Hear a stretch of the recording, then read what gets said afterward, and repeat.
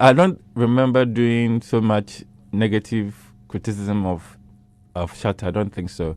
And in fact, I remember the time that the VGMA thing happened, the chaos that now gave that rebirth. I had not seen him a very long time. And that time I was doing my own photography and everything. So when I saw him, I was really happy. I took pictures and everything was on my phone, on my camera. I have never been in the position to say, let me bring him down. But I think in the beginning there was a lot of back and forth between him, Samini, and so there was that.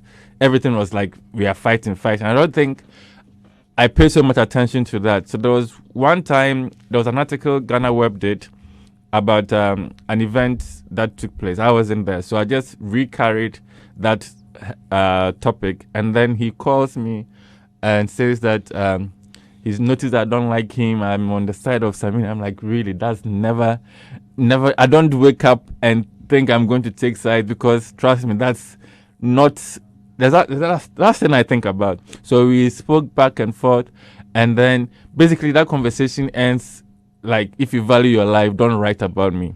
Wow. So I blacklisted him for almost 7 years. Not even mentioning his name anywhere, unless it's a promotion, an event, and I've been paid and he's performing, so you have to put it. So that was the relationship. It wasn't like you are intentionally. No, it was never. And if one of the biggest artists, you can choose not to write for him for 7 good years and you still thrive, then it shows you I don't really care about that. That's not what makes me grow as a business. And so when I hear people say that, I think sometimes people listen to different bits of conversations and they form that in their minds. But personally, I've never been in a position to want to bring someone down and not Shatta. You mentioned that the final submission was, if you value your life, don't write anything about me. Mm-hmm. Were you scared? Not really. Did you report anything of the sort? I didn't. But you didn't feel threatened? I didn't, because I think he had the request that don't write about me, and that's something I can easily do. But they put a caveat. Yeah, so that's why I wasn't writing about him. So if you write, then he would. And I said, no, you don't mean anything to me for me. What brought you and the funny thing is that it was around the Christmas. So in every Christmas, and you call me, and few days we traveled together on the same flight. To Tamale. I think Mimi's people, they were doing Tamale invasion or something. So few days we at the airport. He's seated somewhere, and that was a test of not writing about him, because I covered that event and he wasn't even, not even a picture. And and then the fans now start, before this enemy, how can you go to this? And this guy, this is a man of the show, and you haven't even done. I'm like, well, that's what it is. And then it continued. I think the following year, he won Artist of the Year or something.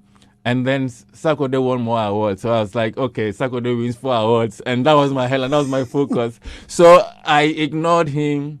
And anytime we do that, now the fans are now coming and like, Uchrino. But then the truth is that it's coming from somewhere, and that's what it is. They didn't know the backstory. They didn't know. Okay, so after 7 years.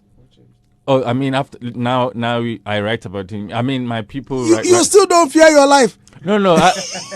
I think maybe he's understood that I don't have that intention or whatever, because What changed after 7 years? For me, I think also it's because there's a new group of people who work at Ameyaw Debrah, and so most of them, I mean, they are conversating with him on Instagram.